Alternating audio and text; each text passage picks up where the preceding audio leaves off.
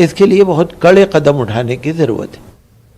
Twitter के बाद Instagram के खिलाफ भी एफआईआर दर्ज की गई है। दिल्ली पुलिस की स्पेशल सेल ने फिरकावाराना मुनाफरत को फरोग देने वाले पोस्ट को लेकर एफआईआर दर्ज की है। इस सिलसिले में इंस्टाग्राम के ओहदेदारों से पूछताछ होगी।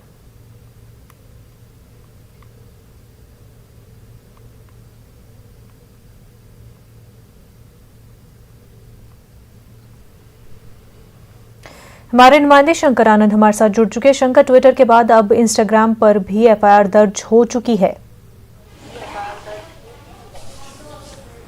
देखिए, पिछले कुछ समय से लगातार जिस तरह से सोशल मीडिया की बात करें तो चाहे ट्विटर की बात करें या इंस्टाग्राम की बात करें तो लगातार उसके खिलाफ कई मामले दर्ज हो रहे हैं। जिस तरह से अगर हालिया मामले की अगर बात करें तो कल ही जिस तरह से गाजियाबाद के लोनी स्थित थाने में जिस तरह से ट्विटर के खिलाफ मामला दर्ज हुआ है, उसके बाद अब दिल्ली पुलिस की स्पेशल सेल के द्वारा इंस्टाग्राम के खिलाफ मामला दर्ज हुआ है।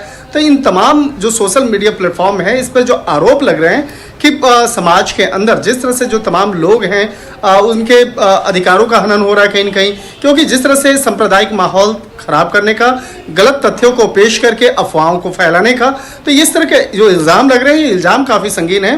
लिहाजा इसी मामले की गंभीरता को देखते हुए पुलिस के द्वारा ये मामले रजिस्टर्ड कराए जा रहे हैं। और जिस तरह से इस मामले पर अगर बात करें तो इसी मामले पर जो ट्विटर के साथ एक महत्वपूर्ण बैठक 18 जून को होना है, जिसमें कि संसदीय कमेटी जो है इस मामले पर चर्चा करेगी और उस बैठक में हिस्सा लेने के लिए ट्विटर के अधिकारियों को भी निमंत्रण भेजा गया है और कहा गया आप आइए, आपके साथ बैठ करके चर्चा करेंगे कि जिस तरह से संगीन आरोप लग रहे हैं और जिस तरह से बाकायदा केंद्र सरकार के द्वारा आपको कई निर्देश दिए गए थे कि अगर भारत के अंदर में जो कानून है उस कानून के मुताबिक किस तरह से बाकायदा आपको काम करना है, अगर कोई सोशल मीडिया का दुरुपयोग कर रहा है तो किस तरह से उस पर कार्रवाई करनी है।